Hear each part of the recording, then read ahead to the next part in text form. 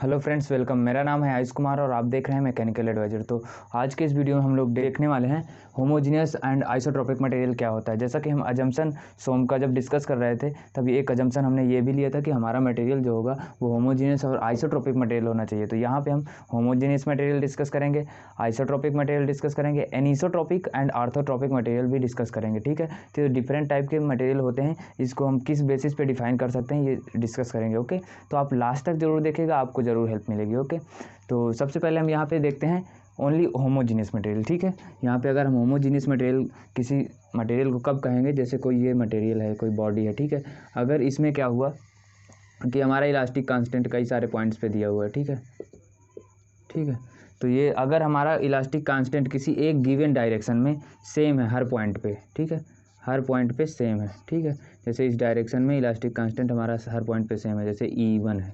ठीक है, E1 ठीक है, ये E1 है, इस तरीके से हर पॉइंट का E1 है।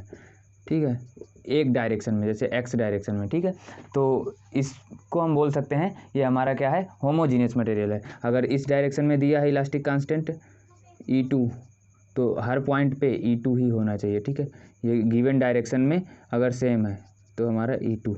ठीक है, E2 यहाँ पे सेम है, constant same in given direction, elastic constant when same in given direction then it is known as क्या, होमोजीनियस मटेरियल। ठीक है, अगर किसी एक डायरेक्शन में हमारा इलास्टिक कांस्टेंट सेम है किसी मटेरियल का तो हम उसको होमोजीनियस मटेरियल बोल सकते हैं। ठीक है, अब आइसोट्रोपिक मटेरियल के बारे में डिस्कस करते हैं। तो आइसोट्रोपिक मटेरियल जैसे यहाँ पर है, ठीक है, तो यहाँ पे क्या होगा कि किसी एक पॉइंट पे, गिवन पॉइंट पे, हर डायरेक्शन में अगर हमारा मटेरियल का इलास्टिक कांस्टेंट सेम है तो हम बोलेंगे आइसोट्रोपिक मटेरियल। कहने का मीनिंग क्या है कि if the elastic constant same in all direction, elastic constant same in all direction at a given point, किसी एक पर्टिकुलर पॉइंट पे सभी डायरेक्शन में अगर सेम है तो वो हमारा क्या होगा, आइसोट्रोपिक मटेरियल होगा। जैसे यहाँ पर है E1 है और यहाँ पर है E1 है। ठीक है, और यहाँ पर है E1 है। ठीक है, तो ये एक पॉइंट पे, पर्टिकुलर पॉइंट पे सेम होना चाहिए। ठीक है, अगर दूसरा पॉइंट हम कंसीडर करते हैं तो यहाँ का भले ही अगर चेंज है तो नो प्रॉब्लम। ठीक है, E2 हो जाएगा ये और E2 हो जाएगा, एक पॉइंट पे ऑल डायरेक्शन में सेम होना चाहिए। E2 हो गया तो ये क्या हो जाएगा, हमारा आइसोट्रोपिक मटेरियल हो जाता है। क्या हो जाता है, आइसोट्रोपिक। ठीक है, ये है, ये होमोजीनियस तो है, होमोजीनियस है, homogeneous but not isotropic, not isotropic. ठीक है, ये होमोजीनियस है बट नॉट आइसोट्रोपिक। ठीक है, अब इसके केस में क्या है, ये आइसोट्रोपिक है, आइसोट्रोपिक बट नॉट होमोजीनियस,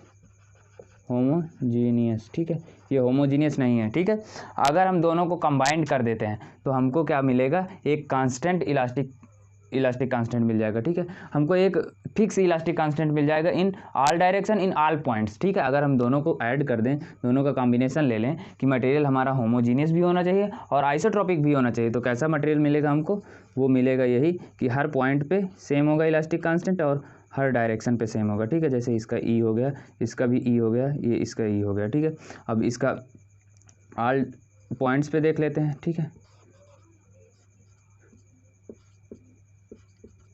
इस तरीके से हो गया। तो अब ये क्या हो गया हमारा, ये हो गया होमोजीनियस एंड आइसोट्रोपिक मटेरियल। ठीक है, ये क्या हो गया, होमोजीनियस आइसोट्रोपिक मटेरियल। ठीक है,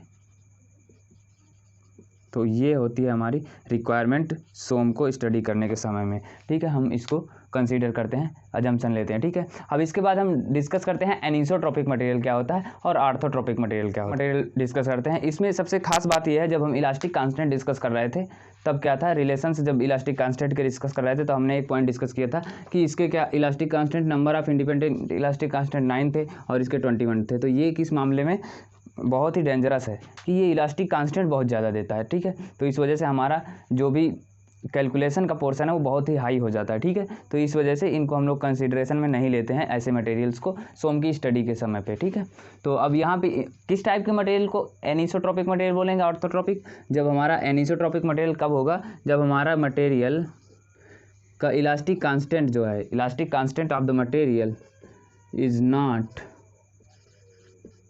same in all points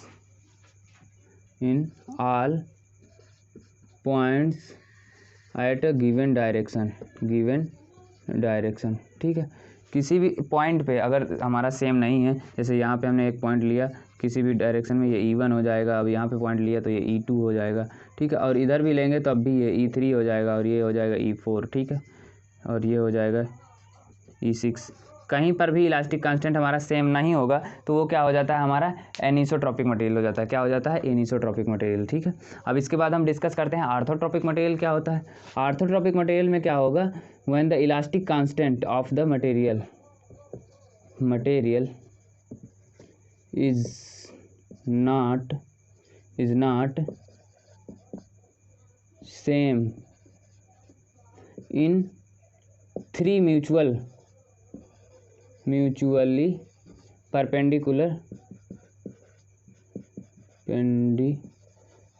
direction. ठीक है, 3 म्यूचुअल परपेंडिकुलर डायरेक्शन पे जब हमारा इलास्टिक कांस्टेंट नहीं सेम होगा एट अ गिवन पॉइंट। ठीक है, ये तो ना किसी डायरेक्शन पे और ना ही किसी पॉइंट पे सेम होगा, एनिसोट्रॉपिक। बट इसमें क्या कंडीशन है कि किसी, जैसे कोई मटेरियल है उसमें क्या हुआ कि एक गिवन पॉइंट पे ऑल 3 म्यूचुअली परपेंडिकुलर डायरेक्शंस पे, जैसे ये हैं, ठीक है, एक दूसरे के परपेंडिकुलर हैं, यहाँ पे सेम नहीं होना चाहिए। जैसे E1 हो गया और ये E2 हो गया और ये E3 हो गया। ठीक है, ये डिफरेंट होना चाहिए। ठीक है, तो इस तरीके के मटेरियल को हम लोग आर्थोट्रॉपिक मटेरियल बोलते हैं। ठीक है, और ऐसे मटेरियल को हम लोग एनिसोट्रॉपिक मटेरियल बोलते हैं। तो अब यहाँ से हम कंक्लूजन क्या निकाल सकते हैं कि all the orthotropic material can be anisotropic material. ठीक है, क्योंकि ये देखिए इसमें भी एनिसोट्रॉपिक की कंडीशन फॉलो हो रही है ना, तो ये एनिसोट्रॉपिक मटेरियल हो सकता है। ठीक है, all the orthotropic material can be anisotropic material. ठीक है, but not all anisotropic material can be orthotropic. ठीक है, सभी हमारे आर्थोट्रॉपिक मटेरियल जो है एनिसोट्रॉपिक मटेरियल कभी भी नहीं हो सकते, लेकिन ये आर्थोट्रॉपिक मटेरियल जो है वो एनिसोट्रॉपिक मटेरियल होते हैं। ठीक है, तो इस तरीके से ये ऑल अबाउट था homogeneous, anisotropic, isotropic and orthotropic material के लिए। ठीक है, आई होप आपको क्लियर हुआ है। अगर कोई डाउट है तो प्लीज़ कमेंट करिए, और वीडियो को लाइक कर सकते हैं अगर हेल्प मिली है तो, और शेयर कर सकते हैं फ्रेंड्स के साथ, और चैनल को सब्सक्राइब कर सकते हैं क्योंकि मैकेनिकल इंजीनियरिंग से रिलेटेड कंटेंट आपको मिलता रहे। ठीक है, thank you for watching me.